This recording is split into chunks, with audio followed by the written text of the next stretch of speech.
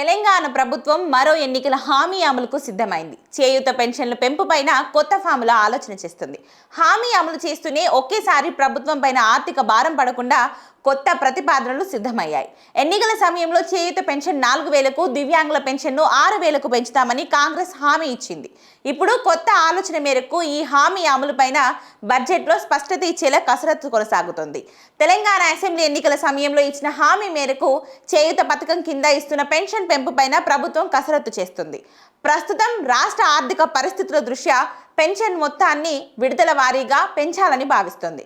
ప్రస్తుతం చేయూత పథకం ద్వారా వృద్ధులు, ఒంటరి మహిళలు, ఎయిడ్స్ రోగులు, డయాలసిస్ రోగులు, చేనేత, గీత కార్మికులు, బీడీ కార్మికులకు రాష్ట్ర ప్రభుత్వం 2016 చొప్పున, దివ్యాంగులకు 4016 చొప్పున పెన్షన్ ఇస్తుంది.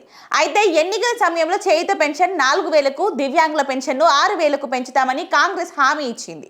కాగా పెన్షన్ల పెంపు నిర్ణయం అమల్లోకి తెస్తే భారీగా ఆర్థిక భారం పెరిగే అవకాశం ఉండడంతో కొత్త ఫార్ములా పైన కసరత్తు చేస్తున్నారు. విడుదల వారీగా అమలు చేయడం ద్వారా లబ్ధిదారుల్లో కొంతమేర సానుకూలత ఉంటుందనే అభిప్రాయం వ్యక్తమవుతుంది. ఇక విడుదల వారీగా పెంచితే తొలి విడతలో 500 పెంచాలన్న అభిప్రాయంతో ప్రభుత్వం ఉందని సమాచారం. ఎన్నికల సమయంలో ఇచ్చిన హామీ మేరకు ఇప్పటికే 6 గ్యారెంటీలలో భాగంగా మహిళలకు ఉచిత బస్సు ప్రయాణం, గృహజ్యోతి కింద 200 యూనిట్ల ఉచిత విద్యుత్, 500కే గ్యాస్ సిలిండర్, సన్నబియ్యం వంటి హామీలను అమల్లోకి తెచ్చిన రేవంత్ రెడ్డి సర్కార్ ఇప్పుడు పింఛన్ల పెంపుపై దృష్టి సారించింది. ప్రభుత్వ లెక్కల ప్రకారం ప్రస్తుతం 42.7 లక్షల మందికి పెన్షన్ అందుతుంది. ఇందుకోసం ప్రతి నెల 950 కోట్ల వరకు ఖర్చు అవుతుంది.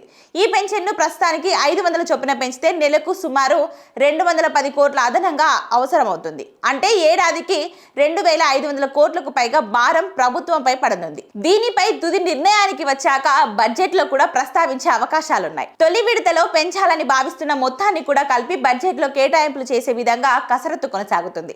చేయూత పెన్షన్లు ఇలా విడతల వారీగా పెంచుతూ ఎన్నికల నాటికి 4000కు తీసుకెళ్లే విధంగా ఆలోచన చేస్తున్నారు.